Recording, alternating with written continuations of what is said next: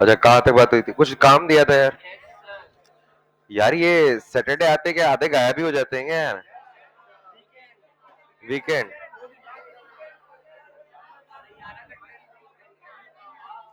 क्या प्लान बन गया है? ना भाई,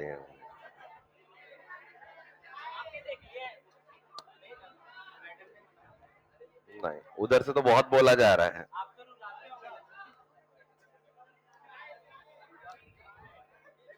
क्या चाय कहाँ है? अच्छा, नहीं नहीं, कोई पार्टी नहीं। अच्छा, एक चीज सुन ले, ट्यूसडे से, वैसे मैंने शायद थोड़ा हिंट दिया था पहले, मैं यहाँ नहीं हूँ।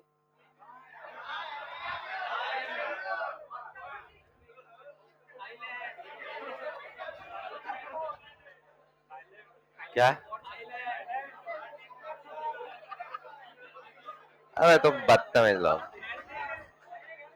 या तो मुझे पहले यहाँ जाना है, फिर उसके बाद वहीं से यहाँ जाना है।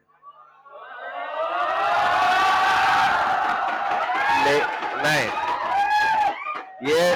ये दोनों ही ट्रिप घूमने वाली नहीं है। ये ये दो ये बिट्स की है। बीटीएस। हाँ, ये बोला है, ये बोला है, ये बोला है। चल ये करके बता, करके बता। नहीं आता। चल बढ़िया। तो मुझे टाइमिंग का नहीं पता है कि कितना टाइम लगेगा उसमें। हो सकता है यहीं से सीधा आ जाए। नहीं नहीं, क्योंकि रिपोर्टिंग है 30 तारीख की कॉलेज की, लेकिन 1 तारीख को वो अपग्रेड होने वाला है। उसके बाद में मुझे पूरा पक्का भरोसा है कि उसको गोवा शिफ्ट होने वाला है, तो वहां से पिलाने से फिर गोवा जाना पड़ेगा।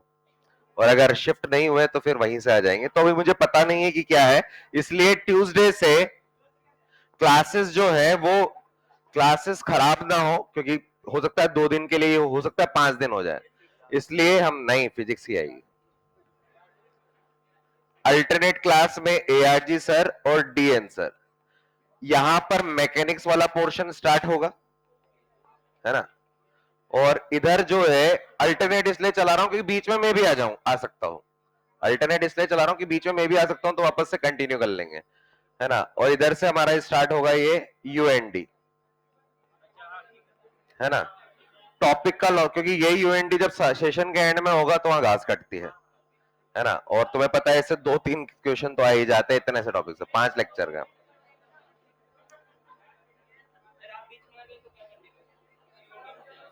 एक लेक्चर इसका बचा वो कर रुकवाएंगे ये, या इसका वेट कर लेंगे। टेस्ट में पूरा नहीं, ये नहीं है, ये नहीं आएंगे। आएगा ना, बता दूंगा, बता दूंगा। अभी तो आज का दिन है और मंडे का दिन है, तो आऊंगा ही। क्या?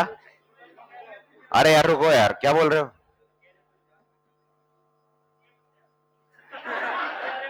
क्या है?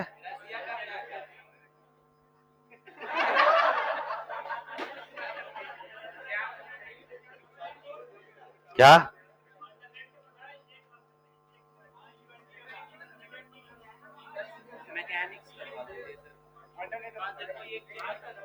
एक और बेच है ना, मास्टर प्रो 2 में भी चल रहा हूं ना, तो वहां भी खाली नहीं जानी चाहिए ना, तो वो टीचर वहां पर उधर भी जाएंगे।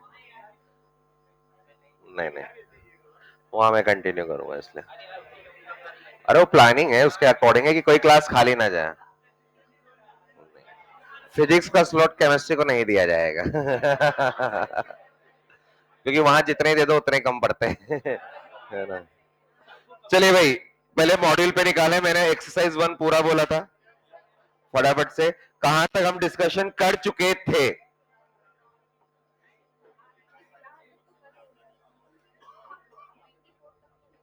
ट्वेंटी फोर तक तो कल ही हो गया था, उससे पहले भी हम कर चुके थे कुछ आगे के। 58 तक हो चुका था। 58 से 70 के बीच में, 58 से 70 के बीच में एक्सरसाइज 1, 58 से 70 के बीच में, जल्दी यार। 58 से 70 के बीच में अपने पास मॉड्यूल नहीं है? 58 से 70 के बीच कुछ नहीं है।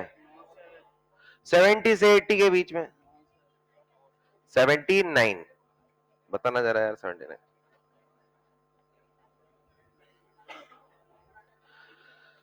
79 नंबर क्वेश्चन देखें एक्सरसाइज 1 का। हमारे पास में बोला गया है focal length of plano concave. तो यार ये प्लेनो कॉनकेव तो ये वाला होता है प्लेनो कॉनकेव। इसकी फोकल लेंथ जो दी हुई है वो -10। अच्छा ये है तो कॉनकेव, तो एफ तो नेगेटिव आना था, आर तो नेगेटिव आना था, पी भी नेगेटिव आना था क्योंकि रेयर मीडियम में है। क्वेश्चन में बोला जा रहा है उसकी फोकल लेंथ बताओ अगर उसकी प्लेन सरफेस को पॉलिश कर दिया। तो अगर इसकी प्लेन सरफेस को हमने पॉलिश कर दिया है तो यार पॉलिश करने के बाद में यहां पर ऐसे बन गया होगा। अच्छा अब लाइट तो इधर से ही आएगी, तो ये पहले एक सरफेस पे गिरेगी, फिर प्लेन पे गिरेगी, फिर मिरर पर, फिर सेकंड पर, फिर वापस से रिटर्न मारेगी। तो यार यहां से टोटल पावर जो आने वाली है, टोटल पावर 2 बार पहली सरफेस से, 2 बार सेकंड सरफेस से और 1 बार मिरर से। मिरर कौन सा है? प्लेन। प्लेन मिरर बन गया तो यार पावर 0 क्योंकि आर और एफ इनफाइनाइट। अच्छा ये प्लेन रिफ्रैक्टिंग सरफेस है, प्लेन सरफेस के लिए पावर भी 0। अच्छा इसके लिए 2 इंटू, अच्छा एक सरफेस के लिए पावर डेल्टा म्यू, तो डेल्टा म्यू, म्यू दिया है क्या 1.5, तो यह जाएगा 1.5 माइनस 0.5 अपॉन में आर नहीं है।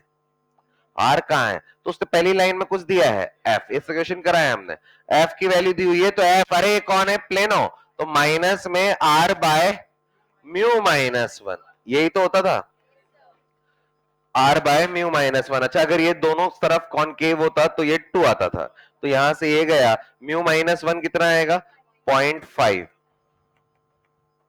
यहां से आर की वैल्यू आ जाएगी 5, तो यहां से आर की वैल्यू 5 जो आई है किस यूनिट भाई? सेंटीमीटर। तो यार यहां पर इसको क्या लिखूंगा मैं 0.05 मीटर, तो ये डायप्टर इसकी वैल्यू 1। अच्छा ये ओवरऑल क्या बना ये? मिरर, तो मिरर में माइनस में 1 अपॉन में एफ इक्वलेंट, तो यहां से ये 2, अच्छा ये ऊपर कितना आएगा 10, 10 ही आएगा ना, तो यहां से एफ इक्वलेंट की वैल्यू जो आएगी माइनस में 1 अपॉन में 20 मीटर या फिर माइनस में 5 मीटर आ रहा है क्या? सेंटीमीटर, ये तो है सेंटीमीटर।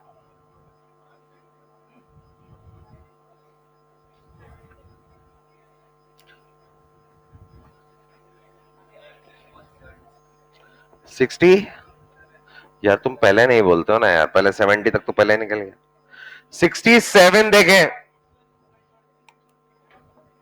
अरे बहुत सबसे आसान चीज है जो तरीके बताए थे उससे।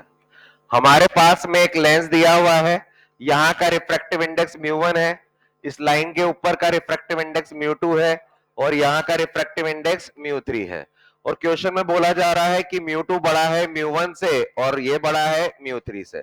तो देखें भाई इन दोनों में देखें, इन दोनों में देखें तो ये वाला पोर्शन देखें बाहर डेंसर है। अच्छा वैसे ये लेंस क्या होता है? कन्वर्ज करता है, पावर पॉजिटिव होती है, पावर पॉजिटिव होती है, लेकिन यार बाहर टेंसर है तो ये क्या करेगा? डाइवर्ज। तो यहां से तो डाइवर्ज होने वाला है, यानी कि पावर ऊपर वाले पोर्शन के लिए नेगेटिव आ जाएगी क्योंकि बाहर टेंसर है। इस वाले में देखें यार ये म्यू3 तो छोटा है, खुद से छोटा है यानी कि रेयर में है, तो ये कन्वर्जिंग है तो कन्वर्जिंग ही रहेगा। क्या सारे सही हैं? एक कन्वर्जन बनेगा एक डाइवर्जन बनेगा। पहले ऑप्शन में नहीं, दोनों के लिए, ऊपर के लिए अलग बनेगा, नीचे दोनों चीजें आएंगी ना। 80 तक, 87 तक, 8 कुछ हो तो पूछ ले भाई। 87 तक, 95 तक, 94 94 देखें, 94 में बोला गया है ये रहा, एक focal length of objective and eye lens. यार ऑब्जेक्टिव भी आई लेंस भी है, या तो ये कंपाउंड माइक्रोस्कोप होगा या फिर ये टेलीस्कोप होगा। लास्ट में लिखा हुआ है माइक्रोस्कोप वर्ड, सबसे लास्ट वर्ड, यानी कि माइक्रोस्कोप। और माइक्रोस्कोप में आंखों के पास वाला बड़ा होता है और ये वाला पोर्शन छोटा होता है। कल भी हमने बताया था, याद हो तो, माइक्रोस्कोप कंपाउंड वाले में ट्यूब लेंथ और लेंस के बीच का सेपरेशन अलग अलग चीज है, और टेलीस्कोप में सेम है। क्वेश्चन में बोला है मैग्निफिकेशन पावर निकालो। अरे मैग्निफिकेशन के दो तरीके, जब ट्यूब लेंथ दिया हुआ है तो डीएल, एफओ एफई, अगर ट्यूब लेंथ दिया हुआ है तो, मुझे नहीं लगता कहीं दिया हुआ है, नहीं दिया। या फिर दूसरा तरीका क्या है, M O into M E, यही तो था। तो मुझे ट्यूब लेंथ नहीं दिया है तो ये हटा दिया, ये वाला लगाना पड़ेगा। अब देखते हैं क्वेश्चन में क्या दिया हुआ है। एफओ की वैल्यू 1.2 सेंटीमीटर है, एफओ ऑब्जेक्ट के पास, हाँ भाई छोटा होता है, ये 1.2 सेंटीमीटर है, और एफई की वैल्यू 3 सेंटीमीटर है। और क्वेश्चन में क्या बोला है वो देखते हैं। उसने बोला है ऑब्जेक्ट को ऑब्जेक्टिव लेंस से 1.25 सेंटीमीटर पे, ऑब्जेक्ट को ऑब्जेक्टिव लेंस से 1.25 सेंटीमीटर पे रखा है। अरे यू रखा है माइनस। फाइनल इमेज ये बनाता है, फाइनल इमेज इंफिनिटी पे, अरे इंफिनिटी पे बहुत दूर, मिनिमम मैग्निफिकेशन और मिनिमम नॉर्मल एडजस्टमेंट, ये तो आ जाएगा एमओ, और ये वाली वैल्यू आ जाएगी, अरे minimum simple microscope D by F. अब यार इसकी वैल्यू कैसे निकाल लो, या तो v बाई यू, लेकिन v तो दिया नहीं है इससे तो, लेकिन u दिया है ना, तो u दिया है तो एफ ओ अपॉन में प्लस यू ई, सब वैल्यूज इसके साथ लिखते हैं। एफ ओ की वैल्यू 1.2, ये 1.2 प्लस, अरे ये कितना आएगा माइनस में 1, अरे रियल ऑब्जेक्ट है। डी की वैल्यू 25 सब सेंटीमीटर चल रहा है, और एफ ई की वैल्यू 3। इसको सॉल्व करना है यार, माइनस में 0.05, 25 अपॉन में 3 आ जाएगा क्या?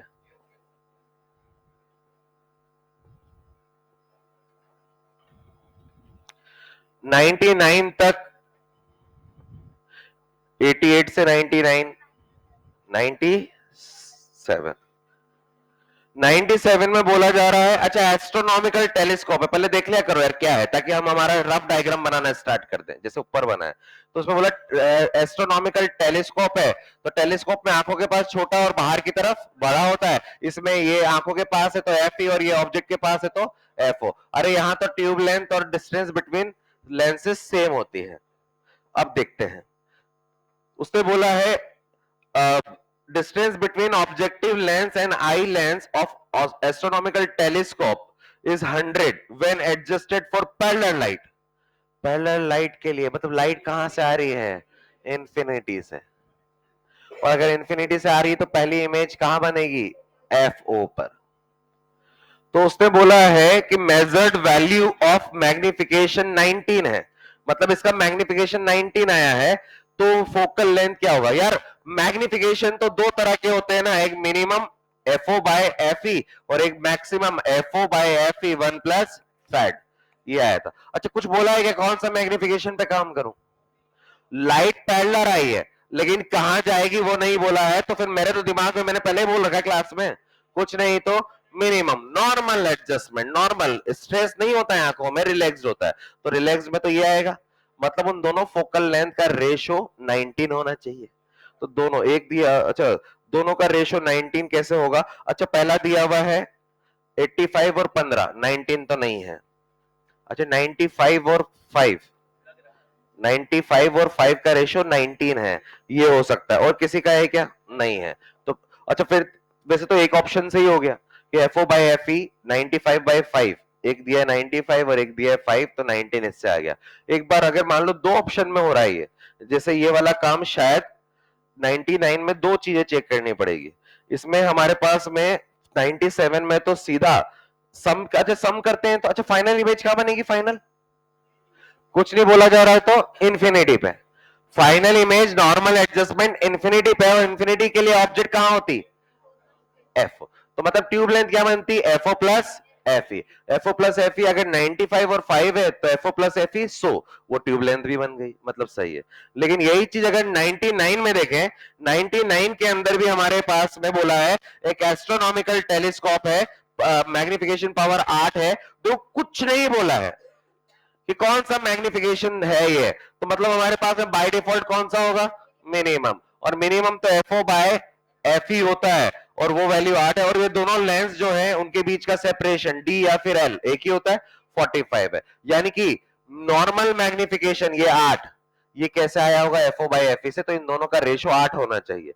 अच्छा, पहले वाले में 40 और 5 है, 40 और 5 का रेशो भी 8 है, दूसरे वाले में 8 बाय 5 है, अच्छा किसी में भी नहीं है अभी, ये तो यहां पर भी एक ही से हो जाएगा। और लेकिन एक और चीज होनी चाहिए, सम 45 होना चाहिए, क्योंकि नॉर्मल एडजस्टमेंट में अगर इंफिनिटी से आ रही है और इंफिनिटी पर लाइट जा रही है तो FO प्लस FE ही ट्यूब लेंथ होता है, तो वो 45 पहला वाला ऑप्शन फुलफिल कर रहा है।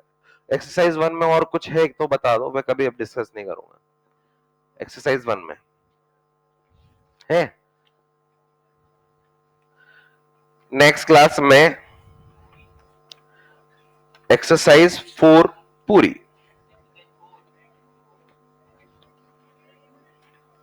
एक्सरसाइज 2 का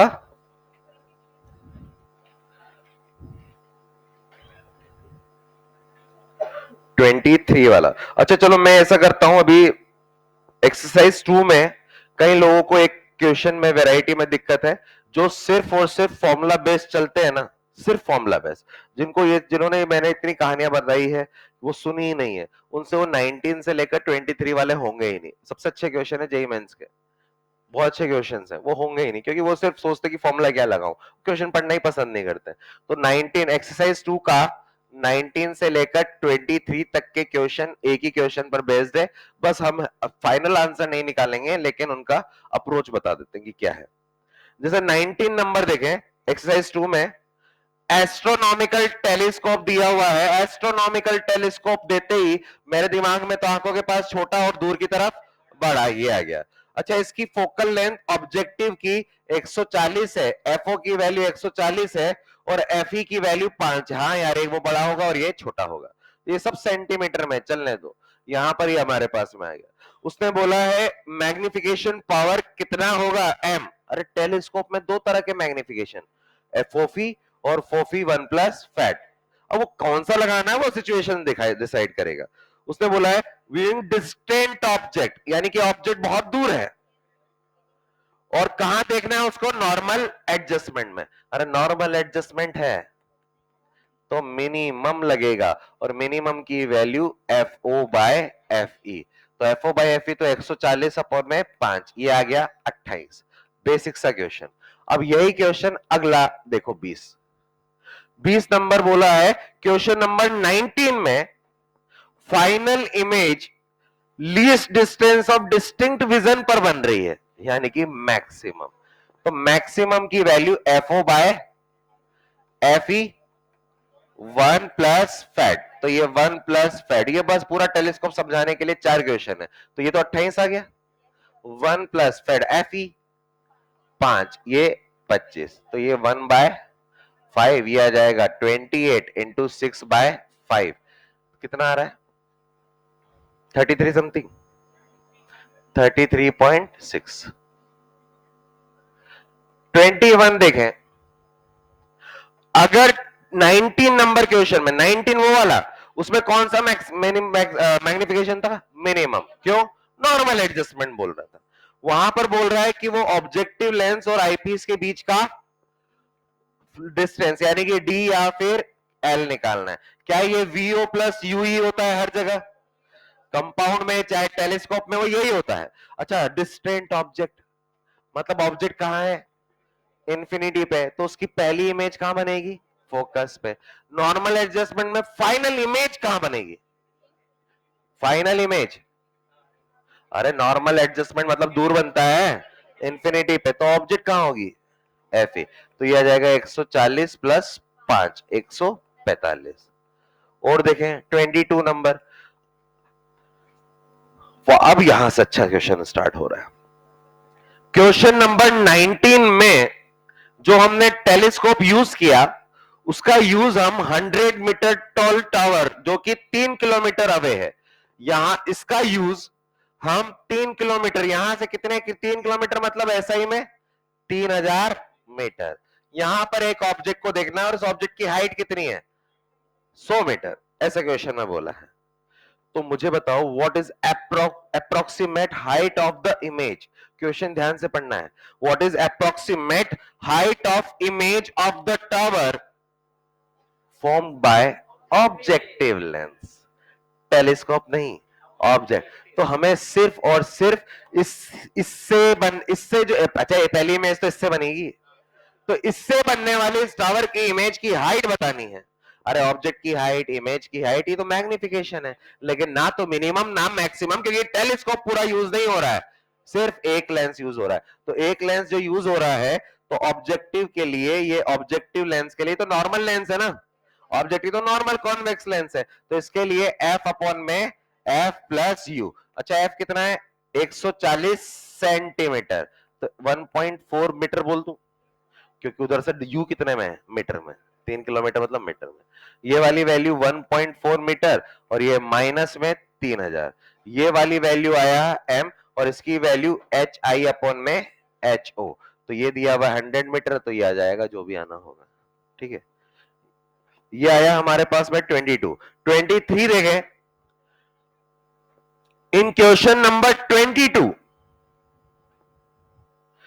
इन क्वेश्चन नंबर 22 मतलब ये ऑब्जेक्टिव का बोल रहा था, what is the height of final image, final image कौन बनाएगा, ऑब्जेक्टिव के बाद आईपीएस, या मतलब पूरा टेलीस्कोप यूज हो गया, अब टेलीस्कोप आ गया 23 में, और पूरा टेलीस्कोप यूज हो गया, अगर फाइनल इमेज जो है वो डी पर बन रहा है, अरे फाइन मैग्निफिकेशन पूरे का, अरे फाइनल डी पर बन रहा है तो मैक्सिमम, और मैक्सिमम की value FO F E 1 plus fat, कितना आएगा ये 33.6 आया था, याद हो तो, पूरे का तो यही आया था।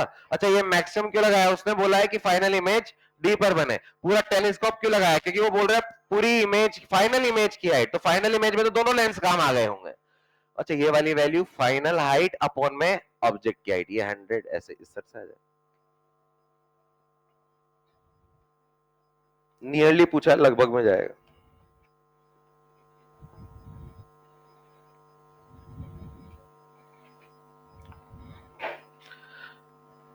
एक्सरसाइज 4th, बीच में संडे भी आ रहा है,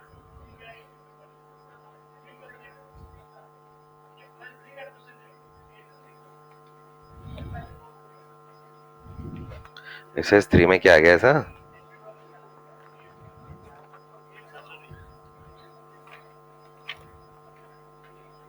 fourth,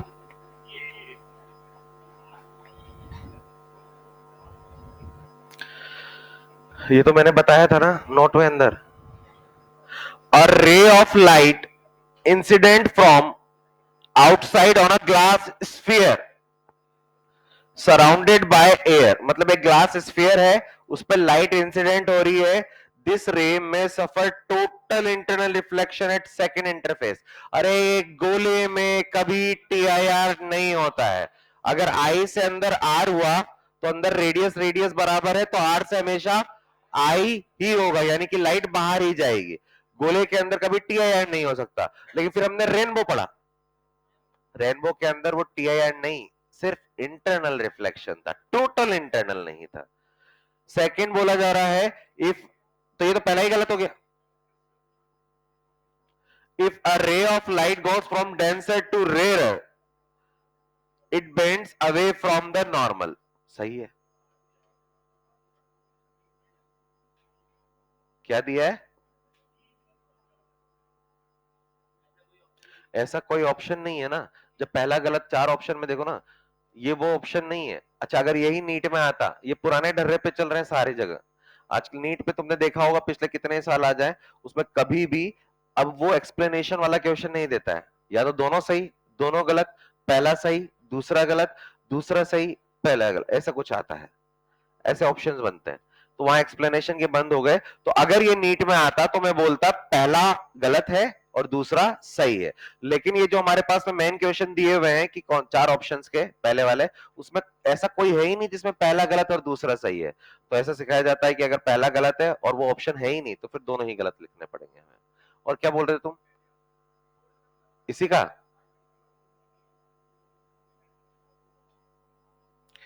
if objective if objective and eye lens of a microscope are interchange का मतलब, अरे माइक्रोस्कोप में ऑब्जेक्टिव बड़ा आईपीस बड़ा होता है और वो छोटा होता है, इसको उल्टा कर दें तो पूछा टेलीस्कोप बन जाएगा क्या? फिर तो अगर सेल्स फिर तो एक ही मशीन खरीदी जाए। हाँ, मतलब जो बालकनी में लगी हुई है कई जगह टेलीस्कोप, उसको घुमा दो तो माइक्रोस्कोप बन जाएगा। मतलब एक साइड से देख रहे हैं तो टेलीस्कोप है, दूसरी साइड से देख रहे हैं तो माइक्रोस्कोप है, फिर दो मशीन नहीं बनाई जाती है ना। ट्यूब लेंथ पे डिपेंड करता है, उनके मैग्निफिकेशन पावर पे डिपेंड करता है। दोनों की मैग्निफिकेशन पावर की वैल्यूज अलग अलग होती है। लेंस की साइज एक में बड़ी एक में छोटी ऐसा होता है, लेकिन कितनी बड़ी और कितनी छोटी वो डिफरेंस कर देता है। जैसे टेलीस्कोप का जो दूर वाला लेंस होता है ना वो बहुत बड़ा होता है, लेकिन माइक्रोस्कोप का आंखों के पास वाला लेंस बड़ा तो होता है लेकिन उतना बड़ा नहीं होता है ना, इसलिए मैग्निफिकेशन चेंज होता है। तो ये तो गलत है, जो पहला गलत है सब गलत। Objective lens of telescope has a small focal length, अरे तो वैसे भी गलत है। अब तो ऐसा करो, संडे आ गया है, टेस्ट भी आ रहा है, तो सेकंड और फोर्थ दोनों ही देख लो, क्योंकि चार क्वेश्चन तो हमने यही करा लिए। किसमें? वेव की कब दे दिए मैंने? कल दिए? तो एक्सरसाइज के दिए। 11 की एलपी दे दी क्या? अरे कि नशे नशे में क्या कर देते हैं हम। क्या क्या क्या दे दिया? अच्छा ईएलपी, वो पेज नंबर कुछ बोला था, याद आ गया। क्या है उस क्वेश्चन में बताओ लो तो।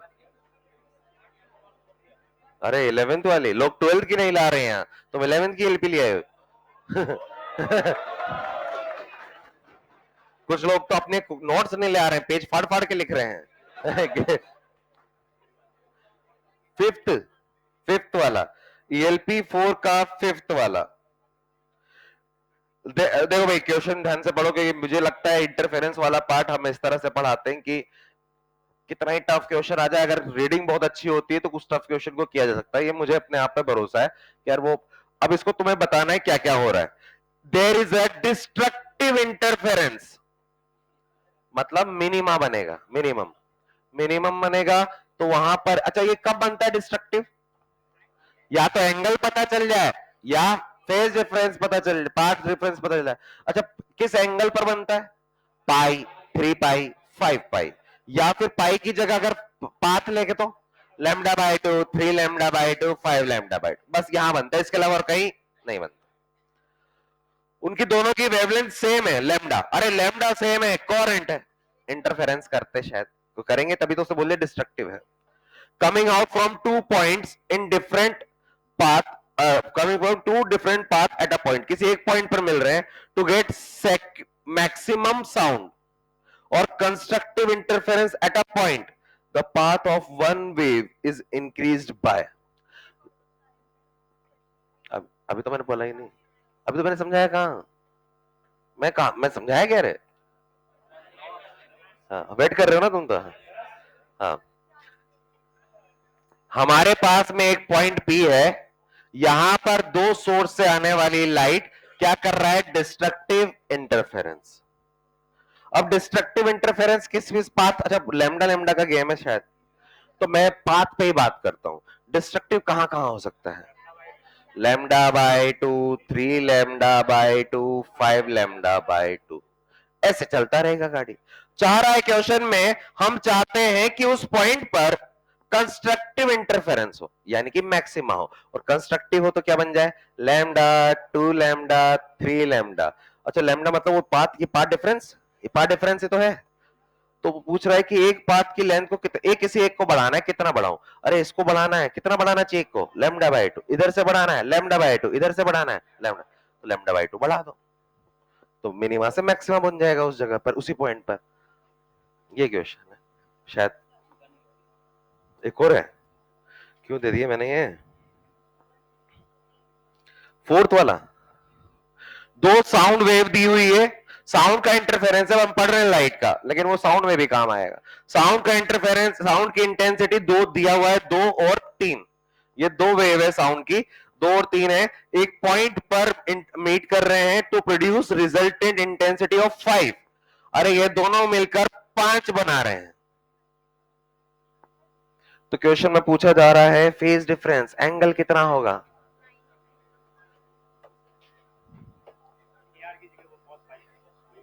तो यार हमें पता है ना वो resultant 5, I1 equals to I2 plus I3 plus 2 root I1 I2 cos 5। यार अगर ये पूरा 0 हो जाता तो भी ये काम तो बन ही रहा था ना, 5 और 5, मतलब ये 0 है, और ये 0 कब होगा? जब ये 90 है ना, 90 होगा, या फिर 90 मतलब 90 का मतलब, अच्छा पार्ट डिफरेंस बोला जाता था पाई बाय 4, लेमडा बाय 4। अच्छा अगर ये तो एंगल पूछा है, अगर पार्ट डिफरेंस पूछा लेमडा बाय 4, देखो 2 पाई बाय 4 हो गया ना 90। तो या तो ये पूछता, ये पूछ लेता और मजेदार हो जाता। अब नहीं बताऊंगा कुछ। क्वेश्चन लिखे एक्सरसाइज में 117 1 to 17 देंगे, पूछेंगे।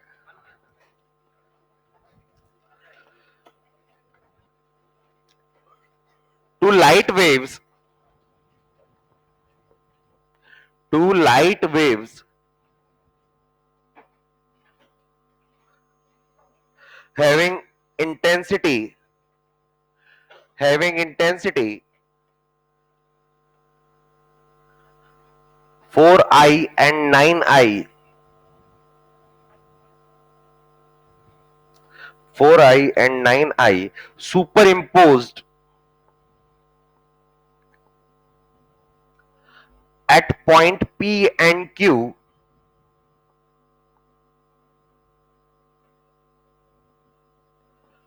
which are having phase difference,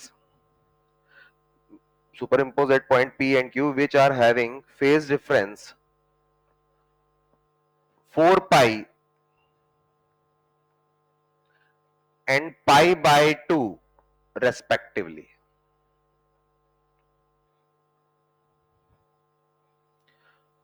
question समझे? अच्छा मतलब कौन कौन मिल रहा है? 4i और 9i कहां मिल रहे हैं? P पर भी मिल रहे हैं, Q पर भी मिल रहे हैं, दो अलग अलग जगह मिल रहे हैं, 10 जगह मिल रहे होंगे, हमने तो दो ही बोला। P पर उन दोनों के बीच का, अच्छा इनका रिजल्टेंट कितना आएगा? 4i और 9i मिलके क्या बनाएंगे, किस बात पर डिपेंड करेगा? यही तो सीखना है यार। अगर मेरे पास में दो चीजों का सुपर इंपोजिशन पढ़ना है, यानी कि वेक्टर सम, और वेक्टर सम में इन दोनों के बीच का एंगल, एंगल को बोलते हैं फेज डिफरेंस। या तो एंगल दिया जाएगा, या फिर पार्ट डिफरेंस या टाइम डिफरेंस दिया जाएगा। यहाँ क्या दे दिया? एंगल, बहुत आराम से आ जाएगा। तो जब 4i और 9i पी पॉइंट पे मिल रहे हैं तो फेज डिफरेंस 4 पाई का है। अच्छा 4 पाई से कुछ पता चल रहा है? 4 पाई कैसा होगा? या तो 4, वो पूरे बड़े फॉर्मूले में 4 पाई रखो, या फिर डायरेक्ट भी देख सकते हो यार। 0, 2 पाई, 4 पाई, 6 पाई, ये सब क्या बताते हैं? कंस्ट्रक्टिव। मतलब पी पे कंस्ट्रक्टिव हो रहा है, पी पे कंस्ट्रक्टिव हो रहा है तो मैक्सिमम इंटेंसिटी आएगी। मैक्सिमम कितनी होती है? 4i, 4i, 4i कब होता है? जब i और i होता। लेकिन अगर i1 और i2 है तो √i1 प्लस √i2 का होल स्क्वायर, वो मैक्सिमम है। अच्छा यहां बताओ, यहां पर कुछ चर्चा करते हैं। यहां मैक्सिमम बनेगा या मिनिमा? क्यों मिनिमा कैसे पता चला? पाई बाय 2 पे नहीं होता है मिनिमा, ये इंटरमीडिएट है। अरे 0, 2 पाई, 4 पाई पर मैक्सिमा है, पाई, 3 पाई, 5 पाई पर मिनिमा है। ना तो ये 2 पाई है ना ये पाई है, ये तो पाई बाय 2 है। तो यहाँ इंटरमीडिएट है, कोई बात नहीं, इंटरमीडिएट है तो फिर ना तो मैक्सिमा का फॉर्मूला लगेगा ना मिनिमा का, फिर तो वो जनरल फॉर्मूला था बड़ा वाला, वो उससे आएगा। देन फाइंड आउट डिफरेंस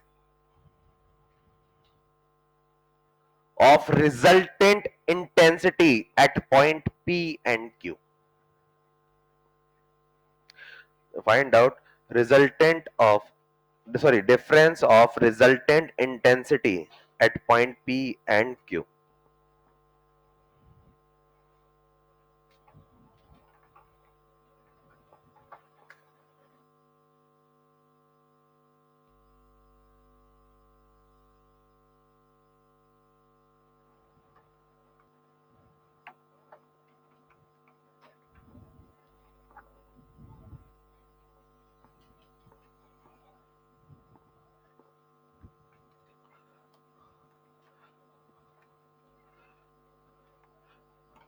यार ये जो फेज डिफरेंस दिया हुआ है एंगल वो 4 पाई, अरे 0, 2 पाई, 4 पाई इस ऑर्डर का दिख रहा है, यानी कि यहां पर क्या बनने वाला है, सी आई। मैं हिंट के लिए लिख रहा हूं मैक्सिमम, और मैक्सिमम कैसे निकलेगा पी पॉइंट पर, रिजल्टेंट अंडर रूट में पहला वाला प्लस अंडर रूट में दूसरा वाला और उसका स्क्वायर। ये मैक्सिमम निकालने का डायरेक्ट तरीका उस बड़े फॉर्मूले से। तो ये कितना जाएगा, 2, 3, 5 का स्क्वायर कितना, 25 आई। रूट 4 से 2 आया, रूट 9 से 3 आया, एड हुआ 5, 5 का स्क्वायर 25। और अगर यही चीज यार मुझे नहीं पता है यार, यहां पर ये 0, 2 पाई, ये पहले वाले के लिए कर रहा हूं, उसके बाद आगे नहीं करूंगा। यहां पर ये पाई, 3 पाई, यार ये 5 पाई, ये दोनों ही नहीं है, तो ना तो सी आई होगा और ना ही डी आई, तो इंटरमीडिएट होगा, ना तो मैक्सिमम बनेगा ना मिनिमम। कोई बात नहीं, अब उसका फॉर्मूला तो हमें पता है ना, फिर वो वाली वैल्यू आई आर की value I1 plus I2 plus 2 root I1 I2, और उन दोनों के बीच का एंगल कॉस एंगल, अरे कितना है, अरे 90 आते ही सब बर्बाद, ये गया 0, तो ये कितना बचेगा 13i। मतलब Q पॉइंट पर 13 आया, P पॉइंट पर 25 आया, तो इनकी इंटेंसिटी का डिफरेंस।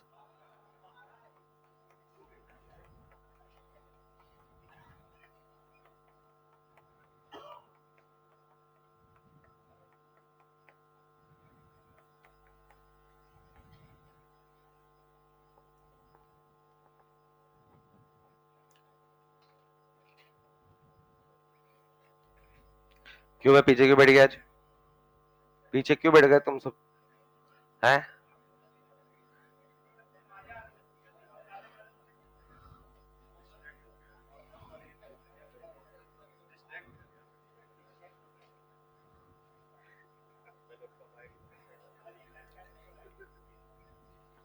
इंटरफेरेंस हो रहा है।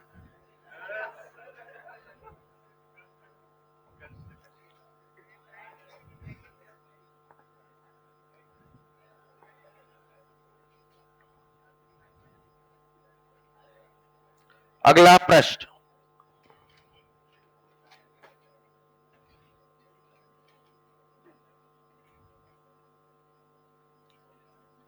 if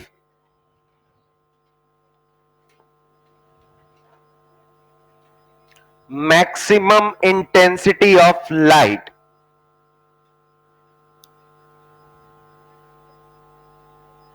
if maximum intensity of light obtained in interference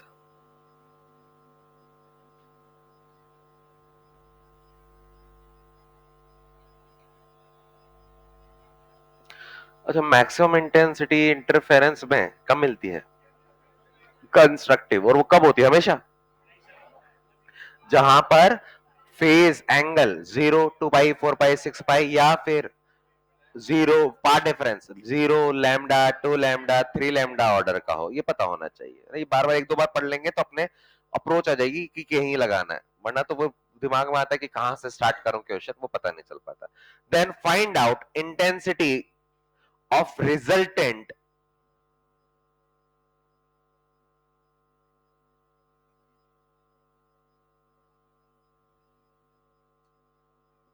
eight a point. अच्छा हर जगह ये इंटेंस, मैं क्या लिखा है हमने,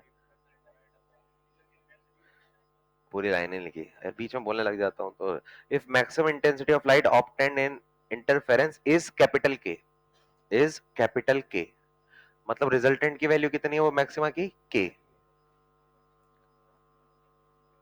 अच्छा हर जगह थोड़ी ना होगा ये के, जहां जहां सीआई हो रहा होगा वहां, क्या हर जगह सीआई होता है, बीच बीच में होता है।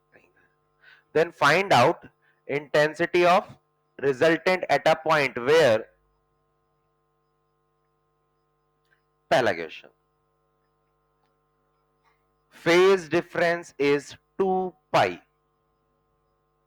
मुझे इसका आंसर हाथों हाथ चाहिए, क्योंकि अरे 2 पाई जहां फेज डिफरेंस है वहां पर भी सी आई ही होगा, और सी आई मतलब मैक्सिमम, मैक्सिमम तो के है, तो यहां भी के ही आएगा। सेकंड, वेयर वो तो लिख ही दिया common, phase difference is pi by 3, phase difference is pi by 3। अब क्या यहाँ सी आई होगा या डी आई?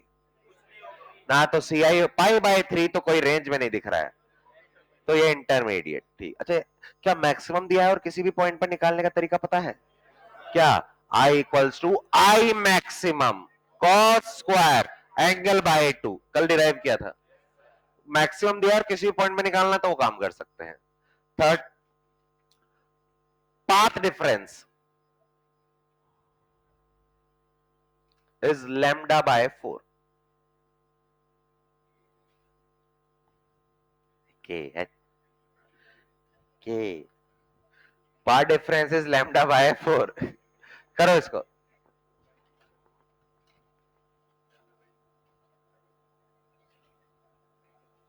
जब आई मैक्स गिवन हो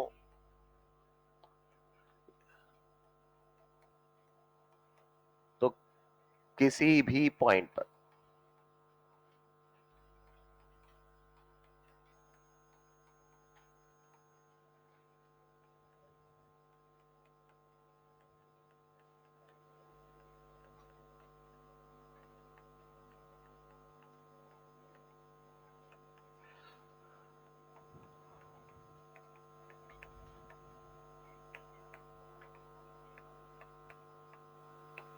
वैसे तो हमारा पहला वाला तो डायरेक्ट ही आ जाना चाहिए था यार, 2 पाई पर तो कंस्ट्रक्टिव ही होता है, तो मैक्सिमम होना है तो मैक्सिमम अगर के है तो यहाँ भी के होगा। लेकिन मैंने कल अप्रोच बनाई थी कि यार अगर जब भी मैक्सिमम दिया और किसी और पॉइंट पे पूछा है तो ये वाला तरीका था, मैक्सिमम के फॉर्म में किसी और पॉइंट पे निकालना। लेकिन हाँ मैक्सिमम पता है और जिस पॉइंट पर निकालना है ये वहां का फेज डिफरेंस आना चाहिए। जैसे यहाँ पर 2 पाई है तो ये तो अच्छा कॉस फाई की वैल्यू -1, तो -1 का स्क्वायर वही वही आ जाएगा के। तो तुम तो चाहे डायरेक्ट कर लेते। सेकंड वाला यार आई आर की वैल्यू ये के दिया हुआ है, अच्छा ये वाला एंगल पाई बाय 6 मतलब 60/2, 30 का मतलब √3/2, तो ये 3k/4, ये इंटेंसिटी इंटरमीडिएट हो गई। थर्ड वाला आई मैक्स के कॉस स्क्वायर, अबे एंगल ही नहीं पता है। अरे फेज डिफरेंस, पाथ डिफरेंस कितना है λ/4, तो इससे तो एंगल निकाल लूंगा, लैम्डा की जगह 2 पाई होता है तो यहां पर ये 4 कितना जाएगा 90। अरे 90 रखने पे जीरो मत कर देना, 90/2 45, 45 1/√2 स्क्वायर, आधी रह गई।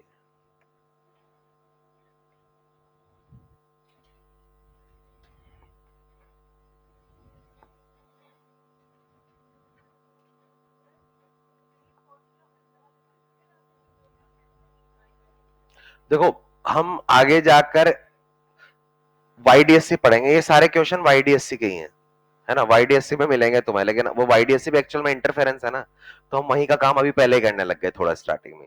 अब तुम्हें वाईडीएससी, यार आवाज नहीं आनी चाहिए बीच बीच में, यार ये डिस्टरबेंस नहीं होना चाहिए, वरना देखो मेरे को टाइम नहीं लगेगा, चला जाऊंगा आऊंगा भी नहीं। है ना, और यहाँ पर अभी है ऐसा कि चला गया तो बहुत इफेक्ट पड़ेगा है, अभी तो फिलहाल है। मैं बोल रहा था कि वाईडीएससी और वाईडीएससी में तुम्हें पता होगा 2 स्लिट्स होती हैं। अगर हमसे बोला जा रहा है 2 स्लिट है और उनकी साइज दी ही नहीं है तो बाय डिफॉल्ट वो सेम है, तो फिर आई सेम, इसलिए बाय डिफॉल्ट ये। हाँ अगर कई क्वेश्चन में, जैसे लास्ट क्लास में क्वेश्चन किया था मैंने, उनकी स्लिट्स का रेशियो 1/n था, मतलब वहां पर ये नहीं लगता, क्योंकि वहां अलग अलग स्लिट तो अलग अलग इंटेंसिटी, तो फिर मैक्सिमम वाला ये तो हमारा तब आया था ना जब 4i को मैंने मैक्सिमम माना था, इसलिए। नेक्स्ट क्वेश्चन,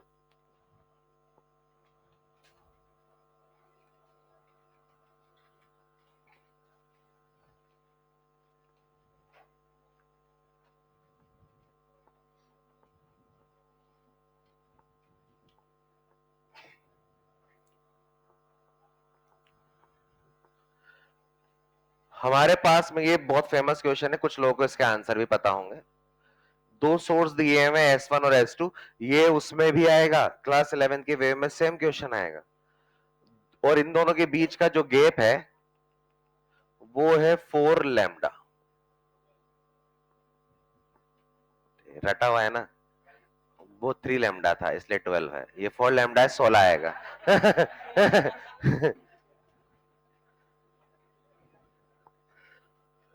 ये दो सोर्स है, क्लास 11 की वेव में वो साउंड के दो स्पीकर होंगे और यहां पर दो बल्ब होंगे लाइट के लिए, और इसके चारों तरफ एक सर्कल के अंदर एक डिटेक्टर चल रहा है, और वो डिटेक्टर जो है वो इनसे आने वाली, दोनों से आने वाली इंटेंसिटी को कैप्चर कर रहा है। यहां से भी आएगी और यहां से भी आएगी, बोला गया है दोनों कोहेरेंट है। कोहेरेंट है तो जहां भी मिलेंगे वहां क्या करेंगे, सुपरपोजिशन यानी कि इंटरफेरेंस। अब इंटरफेरेंस की इंटेंसिटी कितनी आएगी वो तो डिपेंड करेगा ना उनके बीच के एंगल पर। और एंगल इक्वेशन दी होती है तो दिख जाता है, या तो लिख दे जैसे लास्ट क्वेश्चन में लिखा मैंने 60 डिग्री 2 पाई, या तो लिखेगा, या फिर अगर इक्वेशन y1 इक्वल्स टू इतना, y2 इक्वल्स टू इतना साइन कॉस वाला, तो वहां एंगल हम डायग्राम बना के देख लेते हैं। लेकिन जब ऐसे डायग्राम दिखते हैं तो वहां पर एंगल नहीं, पाथ दिखता है। क्योंकि यहां से अगर मैं एक लाइट निकालूं तो ये और ये लंबाई तो दिखी है कि इसने इतनी लंबाई चली, इतनी लंबाई चली, तो दोनों की लंबाई का डिफरेंस, ये पार्ट डिफरेंस आ गया। तो ऐसे क्वेश्चन में पार्ट डिफरेंस दिखता है, कोई बात नहीं, हमें तो इससे भी आता है, इसको एंगल में चेंज कर देंगे जरूरत पड़ी तो। क्वेश्चन में बोल रहा है कि यार एक डिटेक्टर है जो चारों तरफ घूम रहा है, पूछ रहा है कि कितने मैक्सिमा और कितने मिनिमा बनेंगे, कितने मैक्सिमा एंड मिनिमा बनेंगे। क्वेश्चन समझ में आना चाहिए। अरे मैक्सिमम मिनिमा मतलब जब ये डिटेक्टर घूमते घूमते घूमते यहां आएगा तो यार ये मैक्सिमा बनेगा या मिनिमा बनेगा। जब इस पॉइंट पर पहुंचेगा तो मैंने इस पॉइंट को नाम दिया, ये इस पॉइंट, यहां से लाइट ऐसे आएगी और एक लाइट ये आएगी। क्या दोनों ने ये वाला चीज सेम पाथ ट्रेवल किया? एक्स्ट्रा किसने ट्रेवल किया? तो S1 ने कितना एक्स्ट्रा ट्रेवल किया? तो यहां पर पाथ डिफरेंस मतलब दोनों की लेंथ का डिफरेंस 4 लैम्डा। क्या ये 4 लैम्डा एन लैम्डा ऑर्डर का है? 0 लैम्डा 2 लैम्डा 3, हाँ 4 लैम्डा, यानी कि यहां पर कंस्ट्रक्टिव है, यहां कंस्ट्रक्टिव बना। अच्छा इधर देखें यार, यही चीज यहां पर देखें तो इधर, अब इधर कौन ज्यादा, इधर कौन कम चलेगा? S1 और S2 थोड़ा, S2, अच्छा ये दोनों में ये कॉमन है, ये वाला S2 ने एक्स्ट्रा चला, कितना एक्स्ट्रा चला? मतलब यहां पर 4 लैम्डा आया हो, ये 4 लैम्डा यहां पर आया है, 4 लैम्डा मतलब यहां भी क्या आया? कंस्ट्रक्टिव। अच्छा किसी के दिमाग में आया, यहां देखो बीचों बीच, पहले चार बाउंड्री इधर इधर यहां और यहां देख लो, इस वाले पे बात करेंगे तो यहां से लाइट बीचों बीच है, इधर और इधर कितनी लेंथ है दोनों की? बराबर। तो इसने जितना चला होगा इसने भी उतना ही चला, तो पार्ट डिफरेंस, तो यहां पर हमारे पास में पार्ट डिफरेंस जो है वो 0 आया। अरे पार्ट डिफरेंस 0 भी तो सी आई है, 0 लैम्डा 2 लैम्डा 3 लैम्डा 5 6 7, वो मतलब यहां पर भी सी आई है। अच्छा ऐसे ऊपर भी चलो, ये बीचों बीच यहां भी पार्ट डिफरेंस कितना आएगा?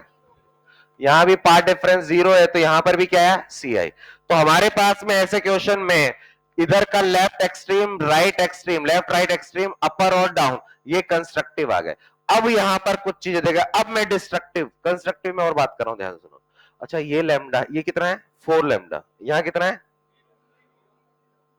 तो इधर चलेंगे तो यार यहां, अच्छा यहां से यहां जाने पर देखो पार्ट डिफरेंस बड़ा है, तो बीच में एक बार पार्ट डिफरेंस लैम्डा आएगा, एक बार पार्ट डिफरेंस 2 लैम्डा भी आएगा, और बीच में एक बार 3 लैम्डा, इससे ज्यादा और नहीं आ सकता। 0 है, 4 पाई है पार्ट डिफरेंस, तो इधर से इधर चलने पर लैम्डा 2 लैम्डा 3 लैम्डा वाले ही सीआई के पॉइंट्स बन सकते हैं, 5 लैम्डा इनके बीच में थोड़ी ना आ सकता है, और बीच के भी कुछ आएंगे लेकिन वो सीआई नहीं होगा। अभी तो मैं सीआई देख रहा हूं, तो यहां पर भी सीआई, इधर भी सीआई और यहां पर भी सीआई। अच्छा ऐसे यहां पर 0 है और यहां 4 लैम्डा, तो इधर से इधर जाके बढ़ रहा है, तो 0 से 4 के बीच में एक तो लैम्डा आया होगा, एक 2 लैम्डा आया होगा और एक 3 लैम्डा, यानी कि यहां पर भी सीआई सीआई। ऐसे 0 और 4 के बीच में इधर लैम्डा 2 लैम्डा और ये 3 लैम्डा, 4 और 0 के बीच में लैम्डा 2 लैम्डा और 3 लैम्डा, ये इतने सीआई आए होंगे, इसके अलावा और कोई सीआई की पॉसिबिलिटी नहीं है। तो अच्छा हर दो के बीच में कितने आ रहे हैं? 3, तो 3 3 6 3 9 3 12, तो बीच बीच के, और 4 एक्सट्रीम, 1 2 3 और ये 4, तो सीआई की वैल्यू आई हमारे पास में 16, तो 16 तो मैक्सिमा आएंगे। अच्छा मिनिमा के लिए पार्ट डिफरेंस में क्या होता है? Lambda by 2, 3 lambda by 2, 5 7 by lambda, तो ये यहां पर कितना है? 0, ये कितना है? तो कोई ना कोई लाइट ऐसे जो आ रही होगी 0 लैम्डा के बीच में लैम्डा बाय 2 भी बना रही होगी, लैम्डा और 2 लैम्डा के बीच में 1.5 यानी कि 3/2 भी बना रही होगी, 2 और 3 के बीच में 2.5 यानी कि 5/2 भी बना रही होगी। अरे 3 और 4 के बीच में 7/2। अच्छा ऐसे सब जगह आएगा λ/2। यहां पर हमने ये λ/2, 3 λ/2, 5 λ/2, 7 λ/2 जीरो है। λ/2, 2 लैम्डा, 3 λ/2, 5 λ/2, 7। ऐसे यहां पर भी 4 आएगा। तो हर एक के बीच में कितने आ गए? 4 4 4 4 16। तो ये भी 16। तो ध्यान रहे ऐसे जब भी दिए जाते हैं तो जितना ये नंबर होता है उसका 4 टाइम्स। 3 लैम्डा होता तो 12 12 बनते, 4 लैम्डा है तो 16 16, 5 लैम्डा होते तो 20 20, 4 टाइम्स 4 टाइम्स। लेकिन तभी जब ये complete whole complete integer number हो। अगर ये 4.5 लैम्डा होता तो तुम्हें डायग्राम बनाना पड़ता, क्योंकि अगर ये 4.5 होता ना, 4.5 यानी 9/2, तो यहां से जो लाइट आती और यहां जो लाइट जाती उसमें से ये पार्ट डिफरेंस कितना होता? 9/2। तो यहां पर बनता है DI। फिर पूरा बनाना पड़ता है ना, फिर पूरा बनाना पड़ता। तो सीधा ऐसे कर सकते हैं 4 से मल्टीप्लाई, जो भी दोनों दोनों सोर्स के बीच का पार्ट डिफरेंस है उस पर।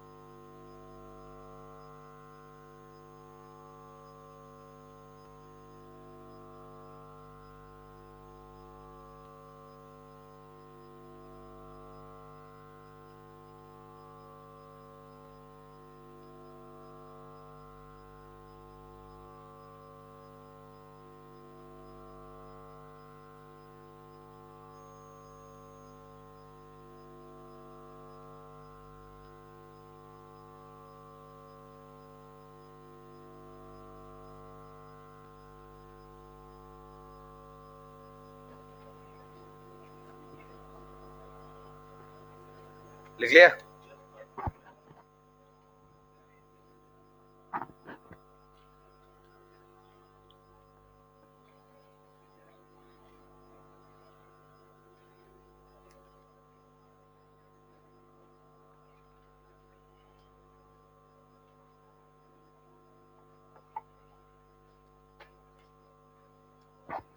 हेडिंग डालें YDSE।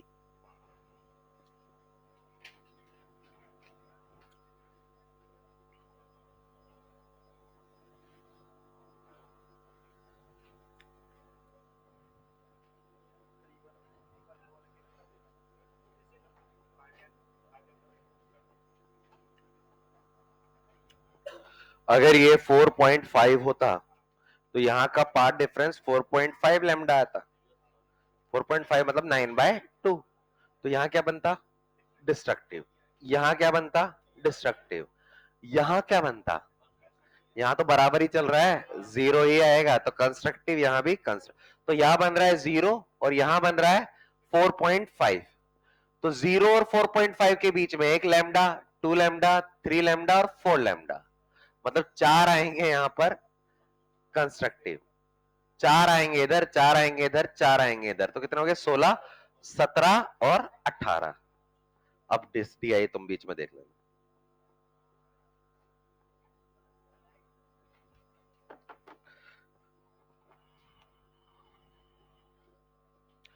YDSE Young's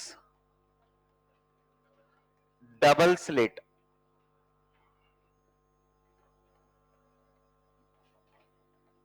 experiment.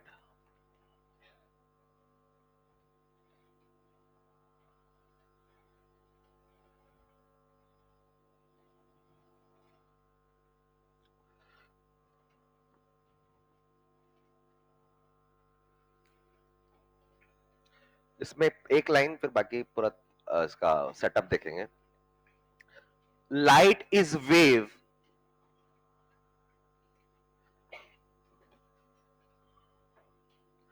and it is proven by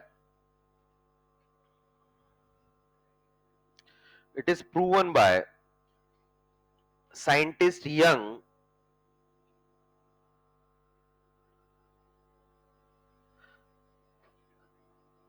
by its interference.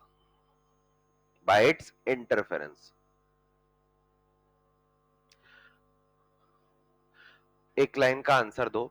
ये लैंग्वेज क्वेश्चन में मैक्सिमम लोग उलझते ही हैं। कोई भी वेव ट्रांसवर्स है, कोई भी वेव ट्रांसवर्स है, मतलब क्या है? ऑसिलेशन प्रोपगेशन के परपेंडिकुलर। ये किस चीज से प्रूव कर सकते हैं? पोलराइजेशन। क्योंकि अगर वो ट्रांसवर्स है तो वो पोलराइज हो रहे होंगे, उनकी इंटेंसिटी आधी हो रही होगी पहले वाले से, और अगर किसी की नहीं हो रही है पहले वाले में भी, यानी कि वो लॉन्गिट्यूडनल है। तो ट्रांसवर्स है या नहीं है, ये पोलराइजेशन से चेक किया जाता है। वेव है या नहीं, इंटरफेरेंस से चेक किया जाता है। कोई भी चीज अगर वेव है, बहुत इंपॉर्टेंट लाइन है, कोई भी चीज अगर वेव है ना, तो वो इंटरफेरेंस कर ही रही होगी, और अगर वो चीज इंटरफेरेंस नहीं कर रही है ना, तो वो वेव नहीं है। सारी वेव इंटरफेरेंस करती है, चाहे साउंड हो, कुछ भी हो, कोई सी वेव हो। अच्छा, रस्सी में दो रस्सी ली, इस रस्सी में हमने इधर से झटका दिया ऐसे, किसी उधर से हुक लगाए जगह की जगह एक बंदा और उधर खड़ा हो गया, उसने भी ऐसे झटका दिया, तो एक वेव मैं दे रहा हूं, एक वेव वो दे रहा, दोनों मिले, ये भी तो सुपरपोजिशन इंटरफेरेंस है। तो इंटरफेरेंस में है, दो वेव, कोई सी वेव वो इंटरफेरेंस कर रहा है। ये चीज तुम मॉडर्न फिजिक्स पढ़ते हो, मॉडर्न फिजिक्स के अंदर एक आता है चैप्टर मैटर वेव्स, और मैटर वेव्स में आजकल तो नहीं पढ़ाते हैं, मैं तो बता देता हूं थोड़ा बहुत। डेविसन जर्मन एक्सपेरिमेंट आता है, डेविसन जर्मन मैटर वेव्स या डी ब्रोय हाइपोथेसिस। डी ब्रोय होता है, डी ब्रोगली नहीं होता है ना, डी ब्रोय बोला जाता है, इंडिया में डी ब्रोगली बोल देते हैं, खैर लिखने में क्या ही जा रहा है। डी ब्रोय हाइपोथेसिस में एक लाइन बोली जाती है, अगर कोई भी पार्टिकल चल रहा है, अच्छा उस चैप्टर का नाम मैटर वेव्स के साथ साथ एक और नाम है dual nature of, dual nature मतलब हर चीज का दो नेचर है, पार्टिकल भी है और वेव भी है। हमारे उसके अकॉर्डिंग हमारे पास में भी हम पार्टिकल भी हैं, वेव भी है, लेकिन उसमें बोला जाता है अगर कोई पार्टिकल चल रहा है तो चलते हुए पार्टिकल के पास में एक वेव भी है, लेकिन अगर मैं रुक गया तो मेरे पास वेव नहीं, लेकिन मैं चल रहा हूं तो मेरे पास वेव है। ये उसमें एक सिंपल सिंपल लैंग्वेज में बोला गया है। डेविसन जर्मन ने बोला इलेक्ट्रॉन, इलेक्ट्रॉन क्या है, पार्टिकल, उसको चलाया, तो उनके अकॉर्डिंग क्या होना चाहिए, वेव भी होना चाहिए। तो डेविसन जर्मन ने इलेक्ट्रॉन की बॉम्बार्डमेंट करवाई निकल क्रिस्टल पे, और निकल क्रिस्टल पे देखा भाई चल रहा है कौन है, इलेक्ट्रॉन, लेकिन चल रहा है, वेव होनी चाहिए। ये डी ब्रोय ने बोला था, और डी ब्रोय जो थे वो आइंस्टीन के साथ वाले थे, उनके अंडर जॉब करते थे वो भी, आइंस्टीन के साथ वाले। जहां पर आइंस्टीन एक तरफ प्लैंक थ्योरी, ये सारी फोटोन थ्योरी पे बात कर रहे थे कि लाइट फोटोन से मिलकर बनी हुई है, मतलब फोटोन मतलब पार्टिकल्स, और वहीं उनका असिस्टेंट जो उनके सैलरी ले रहा है वो बोल रहा है कि इलेक्ट्रॉन, पार्टिकल्स, ये लाइट, ये सब क्या है, वेव है। मतलब नौकरी से निकाला गया था, ये एक स्टोरी है, अगर तुम गूगल करोगे तो मिलेगा। नौकरी से निकाला गया था और पूरी दुनिया में किसी ने नहीं माना कि किसी भी चीज के पास में वेव हो सकती है, हर एक पार्टिकल के पास में वेव हो सकती है, इलेक्ट्रॉन के पास वेव हो सकती है, किसी ने नहीं माना क्योंकि सामने आइंस्टीन था। नौकरी से निकाला, लेकिन 40 साल बाद में उस चीज को प्रूव किया डेविस एंड जर्मन ने। और उसको प्रूव करने के बाद में उन्होंने प्रूव कैसे किया होगा, अरे किसी भी पार्टिकल का वेव नेचर प्रूव करना है, क्या प्रूव करना है, इंटरफेरेंस। उन्होंने क्या किया, इलेक्ट्रॉन को चलाया, निकल क्रिस्टल पे गिराया, निकल क्रिस्टल पे गिरा के ऐसे ही जो डिटेक्टर लगे हुए हैं ना ये चारों तरफ घूमने वाले, वहां पर देखा, तो वहां पर देखा इलेक्ट्रॉन टकरा रहे हैं, लेकिन कई जगह इंटेंसिटी ज्यादा और कई जगह इंटेंसिटी कम आ रही है। अरे ज्यादा और कम, कई जगह इंटेंसिटी ज्यादा कम, अरे अलग अलग जगह पर अलग अलग इंटेंसिटी, इंटरफेरेंस है। अरे गिराया तो इलेक्ट्रॉन था, लेकिन ये तो इंटरफेरेंस करने लगा है, मतलब अलग अलग इंटेंसिटी, यानी कि इलेक्ट्रॉन इंटरफेरेंस कर रहा है, जरूर इसके पास में एक वेव है। तो हर एक मूविंग के पास, पार्टिकल के पास में वेव होती है। तो अगर किसी का भी वेव नेचर प्रूव करना है, इवन हमारी बॉडी से भी वेव नेचर प्रूव करना है, तो हमसे निकलने वाली चीज अगर इंटरफेरेंस कर लेना तो मतलब वो वेव है। अगर पोलराइजेशन कर लेना तो वेव में भी ट्रांसवर्स है। ये छोटे छोटे वर्ड्स है जो नहीं पता होते हैं कि किसका मतलब क्या होता है।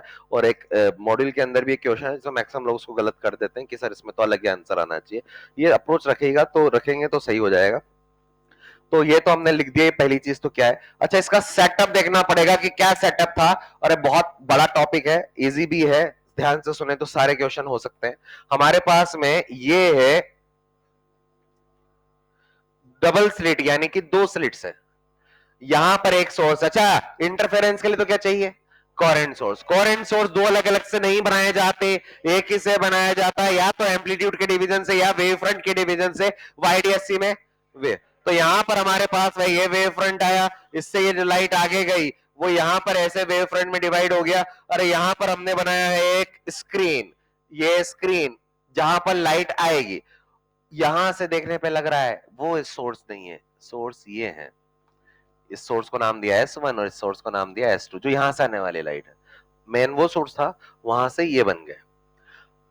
ध्यान से देखें, नोटेशन आगे भी काम आएगा, डिफ्रैक्शन में भी काम आएगा, यहां भी काम आएगा। ये 2 स्लिट्स जो हैं उनके बीच का गैप स्मॉल d, ध्यान से सुने, हम जो अभी तक बात कर रहे थे ना उस स्लिट्स की, ये विड्थ W1 W2 वो ये थी।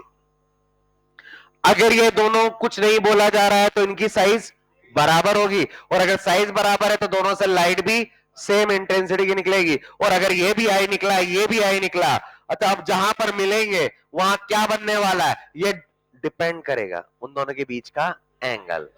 अगर यहां से जो लाइट निकल रही है और वो पर्दे पे गिरी, अगर उनके बीच का एंगल 0, 2 पाई, 4 पाई, 8, 6 पाई, 8 पाई आया, या फिर अरे डायग्राम में एंगल नहीं दिखते, एंगल तो इक्वेशन में दिखते हैं, यहां तो क्या दिखेगा, लंबाई, पाथ। तो पाथ के लिए 0, लैम्डा, 2 लैम्डा, 3 लैम्डा आया, तो वहां पर कंस्ट्रक्टिव मैक्सिमम। और अगर आई और आई होता 4i बनता, अरे i1 और i2 होता √i1 प्लस √i2 का होल स्क्वायर मैक्सिमम होता है, वो बनता। कहीं पर अगर path difference lambda by 2, 3 lambda by 2, 5 lambda by 2 आता, कि यहां मान लो यहां मिल रहा है, तो मान लो यहां गया लैम्डा बाई 2, लैम्डा बाई 2 मतलब डी आई, अब डी आई आ गया तो वहां पर इंटेंसिटी अगर आई और आई होता 0, और अगर i1 और i2 होता √i1 माइनस √i2 का होल स्क्वायर। और अगर कहीं पर ना तो लैम्डा 0 आ रहा है, ना lambda by 2, lambda by 3 lambda by 2 आ रहा है, लैम्डा बाई 4 आ गया, ये तो कहीं नहीं होता, तो इंटरमीडिएट। तो इंटरमीडिएट कहीं आ जाता तो फिर वहां पर इंटेंसिटी निकालने का तरीका i1 plus i2 plus 2 √i1 i2 cos यहां के बीच का एंगल, पार्ट डिफरेंस से एंगल आया था। ये वो चीजें जो हमने पढ़ी है यहां पर उतार दिया। अच्छा, ये जो स्लिट्स हैं और ये स्क्रीन है, इसके बीच का सेपरेशन कैपिटल D। सबसे पहले पर्दे पर लाइट आनी है यहां से आने वाली, तो मुझे नहीं पता वो लाइट की इंटेंसिटी क्या है, मैंने तो यहां पर ये थोड़ी देर के लिए मान लिया i1 और i2 है, सेम भी हो सकता है और अलग भी हो सकता है। अच्छा, इस पर्दे के एकदम बीचों बीच हमने ये ऐसे बना दिया, यहां पर ये बीचों बीच, ये है इस पूरे पर्दे का, यहां स्लिट का बीच का यहां पर आ गया इसका सेंट्रल, ये सेंट्रल पॉइंट है पर्दे का क्योंकि उसके बीचों बीच है। हम चाह रहे हैं कि पॉइंट सी पर, भाई अप्रोच यही रहेगी, पॉइंट सी पर क्या बनेगा, ये हमारे पास में क्वेश्चन है कि पॉइंट सी पर क्या बनेगा। तो पॉइंट सी पर क्या बनने वाला है, उसके लिए मुझे पॉइंट सी पर लाइट फेंकनी पड़ेगी। लाइट किससे आएगी, इन दो कोरेंट सोर्स से। तो इन दो कोरेंट सोर्स से जो लाइट आने वाली है वो यार यहां से और इधर से आएगी। क्या ये बीचों बीच है? फिर तो जितनी डिस्टेंस यहां आएगी उतनी ही डिस्टेंस ये आएगी। तो यार यहां पर ये किस पर depends on delta X at C. तो क्योंकि यार हमें पता चला S1C और S2C बराबर है, तो C पॉइंट पर पार्ट डिफरेंस जो है वो 0 है। अरे जीरो पार्ट डिफरेंस CI बताता है। CI मतलब मैक्सिमम। तो मैक्सिमम क्या होता है इंटेंसिटी, या तो 4I होगा या फिर √I1 प्लस √I2 का। ये पुरानी चीजें हैं जो कल तक बात की थी, रिवीजन हो रही है कि वो आएगा। वो अब अप्रोच बनते लगती है कि अच्छा वो ये जो पढ़े थे वो यहां के लिए पढ़े थे, किस जगह पर बनेगा। क्योंकि यार ये लाइट है और लाइट में मैक्सिमम का मतलब होता है ब्राइट, कि भाई चमकीली चीज बनने वाली है, लाइट तो दिखेगी ना। तो इसको हम बोलते हैं central bright, CB central bright, क्योंकि सेंट्रल में है और मैक्सिमा आ रहा है तो इसको ब्राइट बोला। ये तो पहली चीज यहां पर आ गई। सेकेंड चीज वापस से देखें, मेरे दिमाग में आ रहा है अच्छा ये तो यहां आ गया, किसी और पॉइंट पर भी यही आएगा क्या? हो सकता है, हो सकता है ना है। तो हमारे पास में एक दूसरा पॉइंट लेंगे। तो मैंने एक पॉइंट ले लिया ये P। मुझसे पूछा जा रहा है पॉइंट P पर क्या बनेगा, मैक्सिमा बनेगा, मिनिमा बनेगा, इंटरमीडिएट बनेगा। तो ये किस बात पर डिपेंड करता है, डेल्टा एक्स पर। डेल्टा एक्स क्या होगा P पर, इस P पॉइंट पर इन दोनों से आने वाली लाइट का पाथ डिफरेंस क्या होगा। डेल्टा एक्स मतलब पाथ डिफरेंस, वो उस पर डिपेंड करता है। पाथ डिफरेंस डेल्टा एक्स समझ रहे हो ना, कि P पॉइंट पर दोनों जगह से लाइट गिराओ, उनका जो लेंथ का डिफरेंस आएगा वो पाथ डिफरेंस है। पाथ डिफरेंस से आंसर निकाल लो या फिर एंगल में कन्वर्ट करके आंसर निकाल लो। मैं इसको आगे बढ़ा रहा हूं क्योंकि यार यहां पर कचरा हो जाएगा इस डायग्राम में। मैं फिर से डायग्राम बनाऊंगा। यहां पर हमारे पास में वापस से हमने क्या किया कि यार ये दो स्लिट बना दी, यहां पर हमने ये स्क्रीन बना दिया। अच्छा यहां से यहां तक के बीच के सेपरेशन कैपिटल D, दोनों स्लिट्स के बीच का सेपरेशन स्मॉल d। यहां से लाइट आ रही है, अच्छा यहां पर बीच में क्या बना था, सेंट्रल ब्राइट।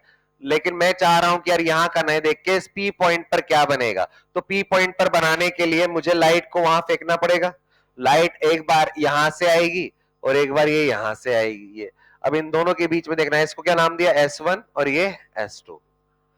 अब मुझे इन दोनों के बीच में पार्ट डिफरेंस, दोनों में से लेंथ कितनी ज्यादा है, किसकी ज्यादा है। तो अगर मुझे P पॉइंट पर पाथ डिफरेंस चाहिए तो मुझे बड़ी लेंथ माइनस, तो बड़ी लेंथ आएगा S2P माइनस S1P, ये माइनस करना पड़ेगा। अच्छा उससे पहले एक चीज और मेरे दिमाग में आ रहा है कि देखे तो सही, जो इसका मिड पॉइंट है वहां से इस पॉइंट का एंगुलर पोजीशन क्या है। यहां पर मैंने थोड़ी देर के लिए इसको माना है, ये कितना है थीटा। ये थीटा का मतलब क्या है, पर्दे के बीचों बीच से मैं देख रहा हूं, ये बीचों बीच लाइन है हॉरिजॉन्टल, यहां से वो P पॉइंट कितने एंगल पर है। तो ये थीटा जो है वो है एंगुलर पोजीशन ऑफ, कि कितने एंगल पर है P पॉइंट। बहुत काम आएंगे ये छोटी छोटी चीजें, इसलिए मैं बता रहा हूं, वरना छोड़ देता कि भाई काम ही नहीं आएगा तो क्या ही मतलब है। ये आएंगे क्वेश्चंस में, हर क्वेश्चन करना है तो छोटी छोटी चीजों पर ध्यान देना है। कोई भी पॉइंट किसी भी जगह से कितने एंगल पर है तो उसकी एंगुलर पोजीशन है यार, कि इतने पोजीशन पर है P पॉइंट। अब मुझे एक्चुअल में पाथ डिफरेंस चाहिए। पाथ डिफरेंस चाहिए तो यार ये छोटी लेंथ ये बड़ी लेंथ, तो मैं ऐसा करूं, अगर इससे इस पर परपेंडिकुलर बना दिया, परपेंडिकुलर बनाने पर मैथ का रिजल्ट है, अगर दो लाइन दी हुई है ये और ये, तो अगर मुझे अच्छा ये लेंथ ज्यादा बड़ी है, ये और ये दिया हुआ है, तो अगर मुझे इन दोनों में से इससे इस पर परपेंडिकुलर बना दूं ना, तो ये लेंथ और ये लेंथ बराबर आती है। तो मतलब एक्स्ट्रा कौन हुआ, ये।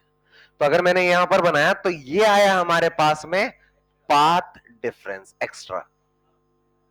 और ये पाथ डिफरेंस ध्यान से सुनिए, अच्छा ये एक ट्राइंगल बना क्या, और अगर ये ट्राइंगल बना, ये डेल्टा एक्स निकालना है, तो मैं ज्यादा डिटेल में नहीं जाना, मैं इसमें बता देता हूं। ये थीटा होता है तो ये भी आएगा आगे जाकर थीटा, काम नहीं होगा, काम नहीं आएगा। अच्छा ये कितना है डी, 90 के सामने क्या होता है, हाइपोटेनियस। 90 के सामने हाइपोटेनियस, हाइपोटेनियस का इधर है कंपोनेंट कॉस, इधर साइन। तो ये वाली वैल्यू जो होती है ये आता है डी साइन थीटा। मत हमेशा ऐसे परपेंडिकुलर, अगर मान लो ये डी है तो ये लेंथ आएगी डी साइन थीटा। डिफ्रैक्शन पढ़ोगे तो यहां पर डी की जगह लिखा जाएगा ए, तो ये बनेगा ए साइन थीटा। डिफ्रैक्शन में ये बात आ जाएगा बस। तो यहां पर आया हमारे पास डी साइन थीटा। तो ये जो पी पॉइंट पर हमारे पास में ये वाली वैल्यू आई, ये आ गया डी साइन थीटा। थीटा क्या है? अरे जिस पी पॉइंट पर देख रहे हैं उसकी एंगुलर पोजीशन। अच्छा ये डी तो फिक्स है, लेकिन थीटा तो अलग अलग पॉइंट के लिए अलग अलग आएगा। मान लो वो पॉइंट यहां होता तो यार ये वाला पॉइंट होता तो ये एंगल देखो पहले से अलग आता, तो एंगल कम आता, तो फिर उसके लिए डेल्टा एक्स भी कम आता। तो अलग अलग पॉइंट के लिए वाली चीज अलग अलग आने वाली है। अब ध्यान से सुने, क्योंकि मैं, हो सकता है कुछ लोगों ने फॉर्मूले से पढ़ा हो, मैं फॉर्मूले से नहीं पढ़ाता हूं, पता हो, क्योंकि एक या दो क्वेश्चन ऐसे बनेंगे जहां पर फॉर्मूले ही नहीं लगते हैं, बनाना पड़ेगा, है ना। ध्यान से सुने क्या चीज है। अगर 90% क्वेश्चन में यह मिलेगा, जो लाइट गिर रही है स्लिट्स पर, उस स्लिट्स की जो वेवलेंथ है, वो जो दोनों के बीच का सेपरेशन डी दिया हुआ है, लाइट की वेवलेंथ, और लाइट की वेवलेंथ कितनी होती है? 400 से 700 नैनोमीटर, 500 नैनोमीटर भी मानो ऑन एवरेज। 500 नैनोमीटर मतलब 5 into 10 to the power -7। 500 nanometre मतलब 5 into 10 to the power -7 metre, -10 to the power -7। ये दिया हुआ है मान लो 1 mm, 1 mm, 1 mm मतलब 10 टू द पावर -3। वेवलेंथ है 10 टू द पावर -7, और ये क्या है? 10 टू द पावर -3। ये बड़ा हुआ ना 10,000 times, 10 to the power 4 times बड़ा हुआ, यानी देख लो बहुत बड़ा, 10 टू द पावर। अगर ये है, उस केस में साइन थीटा जो होता है बहुत छोटा होता है, और इसको थीटा लिख देते हैं, और उसको ही टेन थीटा लिख देते हैं। क्योंकि टेन थीटा को भी थीटा लिख सकते थे, साइन थीटा को भी थीटा, लेकिन ये तभी होता है जब वेवलेंथ की वैल्यू डी के पॉइंट ऑफ व्यू कंपैरिजन बहुत छोटा हो। और अगर नहीं है तो ये काम नहीं करना है, जो मैं बात कर रहा हूं वो काम नहीं करना है। ये वाली वैल्यू छोटी हो जाएगी, तो यहां से हमारे पास में ये वाली वैल्यू ये आ जाएगा डी इंटू थीटा। एक तो ये आया, ये याद नहीं करना है। अच्छा एक ट्राइंगल देख रहे हैं, ध्यान से सुनना। एक ट्राइंगल देखना, ये पॉइंट है P, ये है कैपिटल D, ये एंगल है थीटा। ये समझ में आ रहा है क्या? ये वाली वाली, और यहां से P पॉइंट की डिस्टेंस मैंने मान लिया x है। अच्छा मुझे P पॉइंट के लिए डिस्टेंस देखना, P पॉइंट के लिए मैं मान रहा हूं यहां से ये डिस्टेंस जो P पॉइंट है ना, वो यहां से स्क्रीन पर x है। तो क्या मैं यहां से टेन थीटा की वैल्यू, टेन थीटा देखना कितना लिख सकता हूं? परपेंडिकुलर अपॉन में बेस, और अगर ये छोटा है तो थीटा की वैल्यू x/d। ये चीज क्लियर है? तो यहां से ये वाली, उठ जा भाई, कितना सोएगा, फिजिक्स में सो रहा है रात को। हम्म,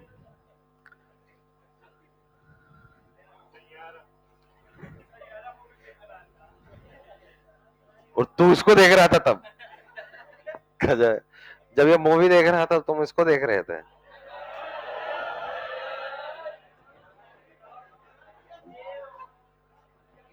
ये थीटा की वैल्यू इधर रख रखा है, ये डेल्टा एक्स, ये वाली वैल्यू डी, यहां से ये आ जाएगा। अच्छा साइन थीटा टेन थीटा सब थीटा है, तो ये x/d, तो x की वैल्यू क्या आ जाएगी? Delta x capital D by small D. ध्यान रहे ये चीज तभी लगती है, अच्छा एक्स से एक्स मत काट देना, ये है डेल्टा एक्स। डेल्टा एक्स मतलब जिस भी पॉइंट पर बात कर रहे हैं वहां पर लाइट जो आ रही है उनका पाथ डिफरेंस, और जो ये एक्स है, एक्स का मतलब क्या है? सेंट्रल ब्राइट से उस पॉइंट की डिस्टेंस। ये तभी लगेगा जब लैम्डा की वैल्यू डी से छोटी हो। ये चीज क्लियर है क्या? लास्ट चीज यहां पर एक बार वापस से आगे बढ़ रहा हूं यार, हमारे पास में एक्स की वैल्यू आ गई है डेल्टा एक्स, जो पाथ डिफरेंस है capital D by small D. अगर हमसे बोला जाए पी पर सी आई, या फिर मैक्सिमम, या फिर बोला जाए ब्राइट बने, ब्राइट बने, तो यार ये वाला जो डेल्टा एक्स आएगा पी पॉइंट पर, अरे ब्राइट के लिए ऑर्डर क्या होता है? N lambda order, N lambda order, जहां पर एन की वैल्यू 0 1 2 ऐसे चलता रहेगा। 0 हुआ तो 0 आ जाएगा, 1 हुआ तो लैम्डा, 2 लैम्डा, 3 लैम्डा ही आ जाएगा। तब ये वाली वैल्यू क्या आएगी? तो यहां पर डेल्टा एक्स की जगह क्या लिख दूं? एन लैम्डा डी अपॉन में स्मॉल डी। हमसे अच्छा ये क्या बनने लग गया अब हमारा पास, क्योंकि हमने पाथ डिफरेंस क्या लिखा, तो यहां से ये क्या बनने लग जाएगा, ब्राइट। बी मतलब ब्राइट। ये क्या है, सेंट्रल ब्राइट से उस पॉइंट की डिस्टेंस जहां पर ब्राइट बन रहा है। अगर हमसे बोला जाए भाई फर्स्ट ब्राइट बनाओ, तो एन की वैल्यू फर्स्ट ब्राइट 1 रख दो, तो 1 लैम्डा डी बाई डी। हमसे बोला जाए ना भाई सेकेंड ब्राइट के लिए बताओ, 2 लैम्डा डी। ध्यान से देखें ये एक्स कहां से डिस्टेंस है, सेंट्रल ब्राइट से। हमसे बोला जा रहा है नहीं भाई सेवेंथ ब्राइट के बारे में बताओ, 7 लैम्डा डी बाय डी। ये तभी लगेंगे जब वेवलेंथ स्मॉल डी से बहुत छोटी हो, हर बार नहीं मिलता। फॉर्मूला याद होना और उसको इंप्लीमेंट करना, अप्लाई करना, वो दोनों अंतर है। अच्छा ऐसे ही अगर हमसे बोला जाए नहीं यार पी पॉइंट पर सी आई नहीं डी आई बने, डी आई यानी कि मिनिमम इंटेंसिटी बने या फिर डार्क बने, तो यार हमारे दिमाग में पता है जब डार्क बनता है तो उस वहां पर पाथ डिफरेंस 2n या तो +1/2 या फिर मैंने वहां पर शायद प्लस लिखा था और मैंने एक और बोला था चाहो तो माइनस भी लिख सकते हैं। अगर मैं माइनस लिखूं, ध्यान से सुनना क्यों माइनस लिख रहा हूं, अभी थोड़ी देर में एक्सप्लेनेशन दूंगा। अच्छा यहां पर क्या बना है, सेंट्रल। अच्छा यहां की यहीं से दूरी कितनी है 0, लेकिन जहां पर फर्स्ट ब्राइट बना होगा वो कितना है लैम्डा। तो फर्स्ट ब्राइट जो बना होगा, फर्स्ट ब्राइट मान लो यहां बना, तो यहां से यहां तक की डिस्टेंस, फिर सेकंड ब्राइट थोड़ी ड्रू लैम्डा बड़ी डिस्टेंस, फिर 3, तो मतलब ये 0 1 2 3, 0 है तो इसको हमने 0 नाम दिया। सेंट्रल में हमेशा 0 नाम किसको दिया, बीचों बीच को, और वहां पर क्या बनेगा ब्राइट। लेकिन मैं डार्क डार्क कभी भी सेंट्रल पे नहीं बनेगा, क्योंकि सेंट्रल पे तो पाथ डिफरेंस ही 0 आएगा ना। तो वहां पर मैं अब इसको नाम जो दूंगा एन की वैल्यू, एन जो है वो यहां पर, एन जो है वो यहां पर 1 2 3 ऐसे आएगा। वहां 0 आ रहा था, तुम चाहो तो इसको 0 रखो, 0 रखोगे तो ये वाली वैल्यू, मतलब सेंट्रल ब्राइट है 0 नंबर मतलब सेंट्रल ब्राइट, फर्स्ट नंबर मतलब first bright, second bright, third bright. Central bright को 0 नंबर दिया गया, लेकिन सेंट्रल डार्क नहीं होता है, सेंट्रल डार्क नहीं होता है, इसलिए यहां पर 0 नहीं लिया। अच्छा यहां पर 0 ले लूंगा तो यहां प्लस लिखो फिर, है ना, लेकिन फिर वो कंफ्यूजन हो जाएगा, इसलिए मैंने माइनस से स्टार्ट किया है। अब यहां पर वो डार्क के लिए जो आएगा ये आएगा 2n माइनस 1 लैम्डा बाय 2, और भाई ये तो डेल्टा एक्स हो गया, capital D by small D. अच्छा यहां से फर्स्ट डार्क के लिए 1 n की वैल्यू 1 रखो, 2 माइनस 1 1, तो lambda by 2 D by small D. अच्छा सेकंड डार्क के लिए 1 सेकंड के लिए 2 रख दो, 4 minus 1 3 by 2 lambda D by small D. अच्छा ऐसे ही फिफ्थ डी, पांचवा डार्क 5 रखो 10 1, अच्छा 2 से मल्टीप्लाई 1 माइनस। ये सभी तभी लगेंगे जब वेवलेंथ, वरना अगर ये नहीं दिया हुआ, अगर ये नहीं दिया हुआ है ना, ये कंपेरेबल है तो क्वेश्चन इसी से सॉल्व होता है, क्योंकि यहीं से तो हमने चेंज किया है, तो ये वाली चीज वहां से आई है। अगर ये नहीं है ना, मान लो ये मेरे से बोल दिया जा रहा है लैम्डा की वैल्यू d बाय 6 है, लैम्डा जो है वो d बाय 2 है, चलो अरे लैम्डा तो d से बहुत छोटा होना चाहिए था, लेकिन ये तो बस आधा ही है, आधा ही है, तो यहां पर अब ये वाले फॉर्मूले नहीं लगेंगे, फिर यहां पर रखना पड़ेगा तुम्हें ये वाली वैल्यू, इससे रखना पड़ेगा, इससे सॉल्व करेंगे। उस कैसे सॉल्व करेंगे और टाइम आने पे बताएगा, लिखो डेल्टा एक्स या एक्स, सब आ जाएगा, करेंगे ना, सब आएगा।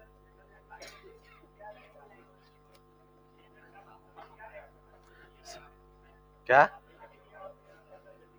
वैल्यू दिया जाएगा ना, वैल्यू से पता चल जाएगा, क्वेश्चन कराऊंगा मैं इसमें।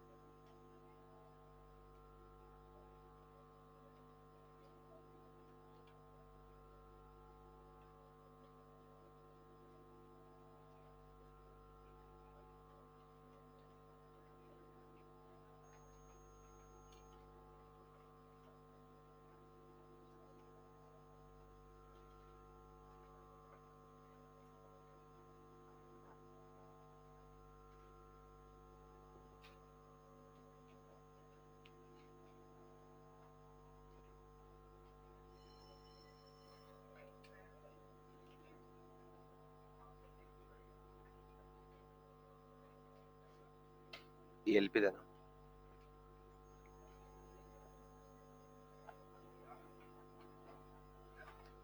लिख लिया क्या?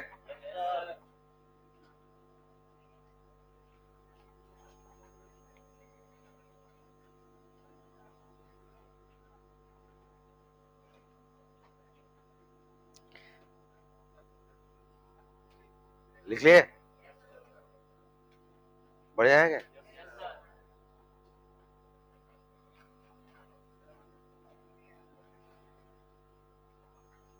आगे आगे का भी फोटो खींचना है? पहले फोटो खींच लो।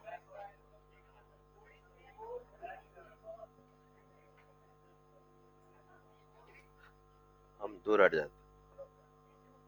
अब एक वीडियो नहीं बनाना है।